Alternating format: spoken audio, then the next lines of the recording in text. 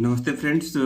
आज की इस वीडियो में हम मॉडर्न हिस्ट्री ऑफ बिहार पढ़ेंगे, जो आने वाले बीपीएससी एग्ज़ाम के लिए काफ़ी इम्पोर्टेंट है और ये रैपिड फास्ट रिवीजन सीरीज है।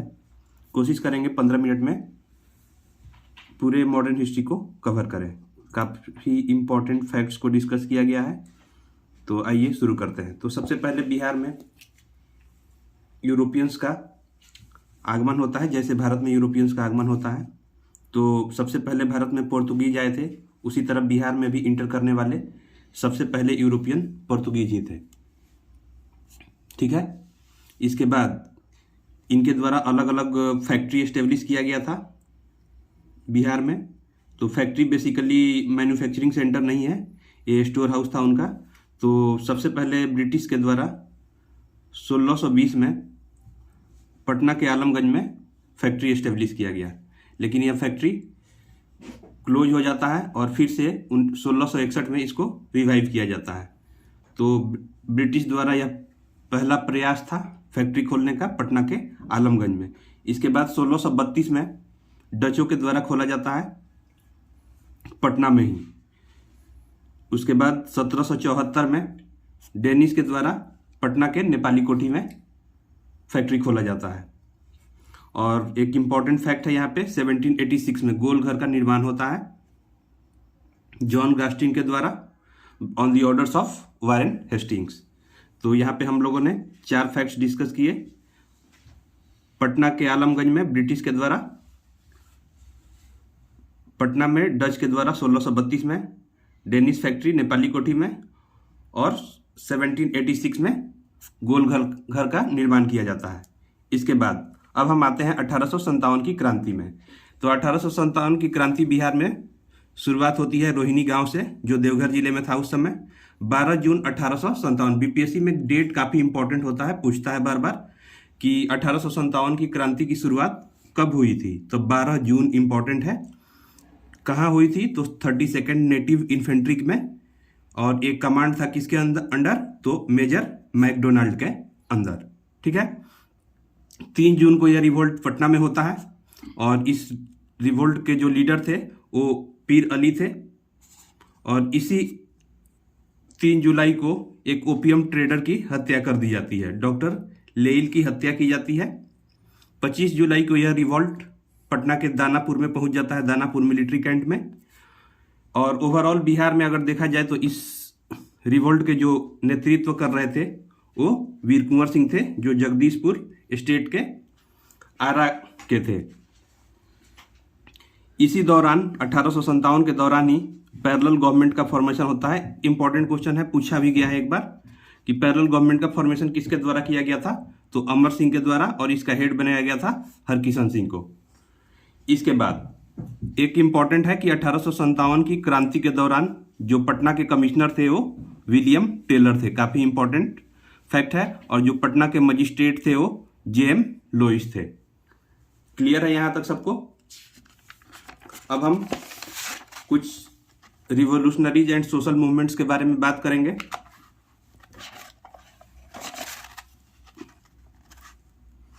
तो सबसे पहले हम देखेंगे वहाबी मूवमेंट। तो वहाबी मूवमेंट का जो शुरुआत हुआ था अब्दुल वहाब के इंस्पिरेशन से हुआ था, और शाह वलीउल्लाह के, जो दिल्ली के रहने वाले थे। बिहार में वहाबी मूवमेंट्स के जो इम्पोर्टेंट लीडर थे, ये इम्पोर्टेंट है, वलियात अली और इनायत अली। काफ़ी इम्पोर्टेंट है वहाबी मूवमेंट के बिहार में कौन लीडर थे? तो वलियात अली और विलायत अली और इनायत अली। ठीक है। इसके बाद 1913 में अनुशीलन समिति की स्थापना होती है पटना में सचिंद्रनाथ सन्याल के द्वारा। इसके बाद रामकृष्ण सोसाइटी की भी स्थापना होती है पटना में ही, बाबाजी ठाकुर दास के द्वारा 1906 में। 1906 में रामकृष्ण सोसाइटी की स्थापना होती है, और बाबाजी ठाकुर दास के द्वारा ही एक न्यूज़पेपर पब्लिश किया गया था, द मदरलैंड। 1908 में काफी इंपॉर्टेंट घटना है, प्रफुल्ल कुमार चक्की और खुदीराम बोस के द्वारा मुजफ्फरपुर के जज किंग्सफोर्ड के ऊपर हमला करने का प्रयास किया जाता है। तो ये कुछ इम्पोर्टेंट सोशल मूवमेंट्स और रिवोल्यूशनरी एक्टिविटीज़ थे। तो 1906 में रामकृष्ण सोसाइटी, 8 में खुदीराम बोस और प्रफुल्ल चक्की जो मुजफ्फरपुर के डिस्ट्रिक्ट जज थे किंग्सफोर्ड, उन पे हमला करते हैं। और इसके अलावा अनुशीलन समिति की स्थापना 1913 में की जाती है। वहाबी मूवमेंट के जो इम्पोर्टेंट लीडर्स थे विलायत अली और इनायत अली। 1917 चंपारण सत्याग्रह काफ़ी इम्पोर्टेंट है, बहुत ज़्यादा फैक्ट्स नहीं है इसमें। तो सबसे पहले राजकुमार शुक्ला इनवाइट करते हैं महात्मा गांधी को लखनऊ सेशन में मिलके चंपारण विजिट करने के लिए। क्यों? क्योंकि वहाँ पे इंडिगो प्लांटर्स जो थे, यानी इंडिगो जो कल्टीवेटर्स थे, उनकी स्थिति काफ़ी ख़राब थी। और उस समय जो चंपारण में इंडिगो कल्टीवेशन होता था उसको तीन कठिया सिस्टम के नाम से भी जाना जाता था, या असामीवार सिस्टम। तो राजकुमार शुक्ल जो थे वो पीर मोहम्मद मुनीस के लेख के द्वारा काफ़ी मोटिवेटेड रहते थे। पूछा हुआ क्वेश्चन है कि पीर मोहम्मद मुनीस किसके आर्टिकल से इंस्पायर्ड थे राजकुमार शुक्ल? तो पीर मोहम्मद मुनीस के। 1916 के लखनऊ सेशन में चंपारण सत्याग्रह के लिए रिजोल्यूशन पास होता है, और यह रिजोल्यूशन ब्रजकिशोर प्रसाद के एफर्ट से पास किया जाता है। इसके बाद महात्मा गांधी 10 अप्रैल 1917 को मुजफ्फरपुर आते हैं। जेबी कृपलानी इनका ग्रैंड वेलकम करते हैं। और इसके बाद क्या होता है कि इस सत्याग्रह के बाद एक एग्रेरियन कमेटी बैठाई जाती है जिसके प्रेसिडेंट थे FG सलाई। और इसमें ये डिसीजन होता है कि जो भी इलीगल टैक्स लिया गया है तो उसका 25% इलीगल टैक्स रिटर्न कर दिया जाएगा। ठीक है, तो ये था चंपारण सत्याग्रह के बारे में। अगला है होम रूल लीग। तो होम रूल लीग की स्थापना 1916 में होती है। बिहार में 16 दिसंबर 1916 में मौलाना मजहरुल हक के द्वारा इसकी स्थापना की जाती है। इसके प्रेसिडेंट थे बिहार में मौलाना मजहरुल हक। रोलेट एक्ट 1919 काफ़ी बहुत इम्पोर्टेंट नहीं है, लेकिन बिहार के कुछ हिस्सों में इसका इफेक्ट रहा, जैसे चंपारण, छपरा और मुंगेर। अब आते हैं नॉन कॉपरेशन मूवमेंट। तो नॉन कॉपरेशन मूवमेंट का रिजोल्यूशन जो पास होता है राजेंद्र प्रसाद के द्वारा 6 फरवरी 1921 को बिहार विद्यापीठ की स्थापना की जाती है महात्मा गांधी के द्वारा।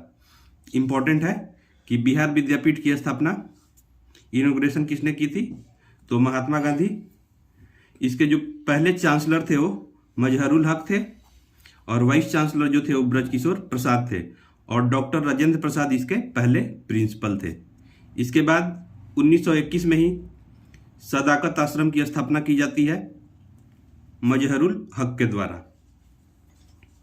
ठीक है, 1922 में 37th session of Indian national Congress जो गया में होता है, और इसके प्रेसिडेंट थे CR दास। एक और सेशन होता है पटना के बांकीपुर में, वो आप कमेंट में बताएं कि कब होता है।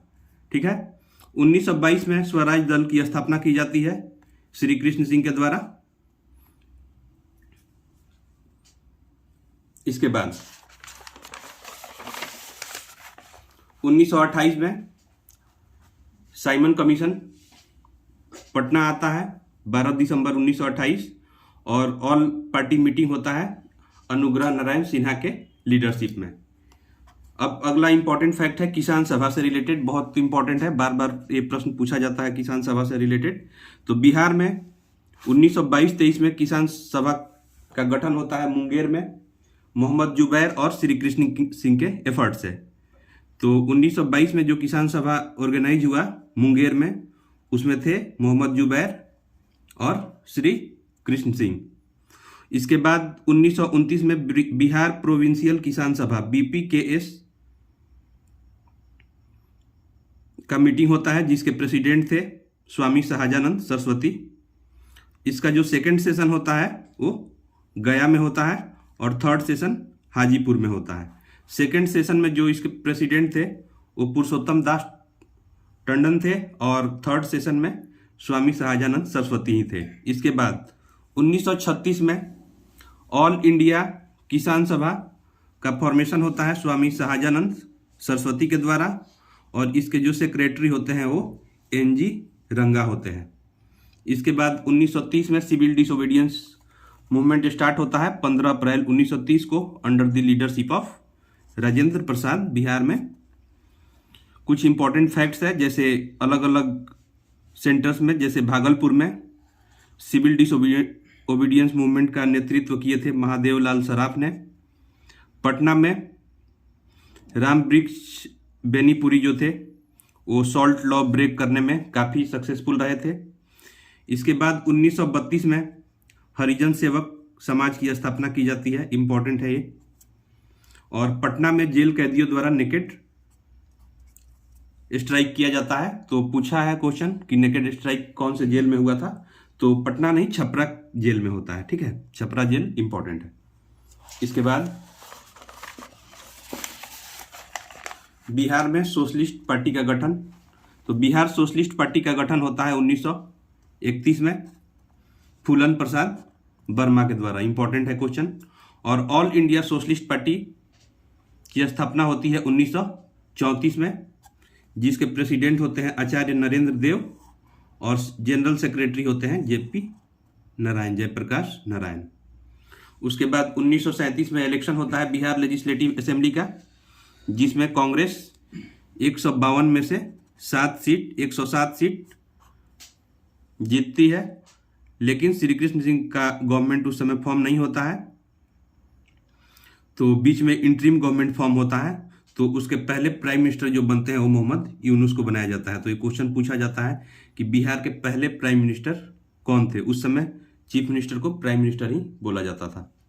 लेकिन इस इंटरिम गवर्नमेंट के फॉर्मेशन के बाद 22 जुलाई को फिर से श्री कृष्ण सिंह की सरकार बन जाती है, 22 जुलाई 1937 को। उस समय जो लेजिस्लेटिव असेंबली था उसके जो स्पीकर थे वो राम दयालु सिंह थे। इसके बाद बिहार में भी इंडिविजुअल सत्याग्रह होता है। तो इंडिविजुअल सत्याग्रह 1940 में शुरू हुआ था, महात्मा गांधी के द्वारा किया गया था। तो पहले सत्याग्रही जो थे बिहार के वो श्री कृष्ण सिंह थे और दूसरे अनुग्रह नारायण सिंह थे, इंपॉर्टेंट है इंडिविजुअल सत्याग्रह से रिलेटेड फैक्ट। इसके बाद अब हम बात करेंगे 1942 क्विट इंडिया मूवमेंट के बारे में। तो राजेंद्र प्रसाद को बांकीपुर जेल भेज दिया जाता है अंडर ऑपरेशन 0 आवर के तहत। क्विट इंडिया मूवमेंट के समय सारे इंपॉर्टेंट लीडर्स को ब्रिटिश गवर्नमेंट द्वारा अरेस्ट कर लिया जाता है। जैसे इस समय क्विट इंडिया मूवमेंट के समय ध्रुव दल का फॉर्मेशन हुआ कटिहार में, इंपॉर्टेंट है। सियाराम सिंह के द्वारा सियाराम दल का फॉर्मेशन हुआ भागलपुर में। जयप्रकाश नारायण इसी दौरान क्वेश्चन पूछा था 67 या 66 में। जयप्रकाश नारायण हजारीबाग जेल से कब भागे थे, तो दिवाली के समय में भागे थे, ये इंपॉर्टेंट है। और 11 अगस्त 1942 को कुछ स्टूडेंट्स के द्वारा नेशनल फ्लैग को लेजिस्लेटिव असेंबली के सेक्रेटेरिएट बिल्डिंग पे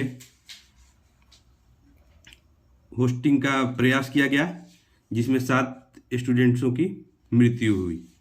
ठीक है, तो 11 अगस्त को ये घटना हुआ था जिसमें 7 स्टूडेंट्स वेर किल्ड।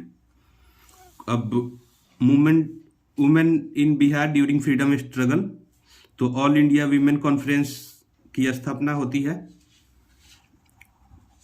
पटना 1919 में। और सावित्री देवी भी नॉन कॉपरेशन मूवमेंट की काफ़ी इंपॉर्टेंट लीडर रही थी। जयप्रकाश नारायण के बारे में अगर बात करें तो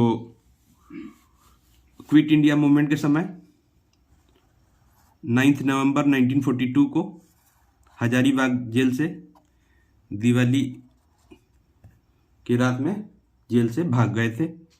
इनके द्वारा आज़ाद दस्ता का फॉर्मेशन किया गया था। कहाँ पे? नेपाल रीजन में, राजविलास जंगल के पास नेपाल में बकरी का टापू पर्टिकुलर प्लेस था। प्राइम मोटिव आज़ाद दस्ता का यही था कि यूथ्स को गुरिल्ला वारफेयर में ट्रेनिंग देना। तो आई होप आपको ये वीडियो अच्छा लगा होगा। अगर अच्छा लगा होगा तो वीडियो को शेयर करें, चैनल को सब्सक्राइब करें।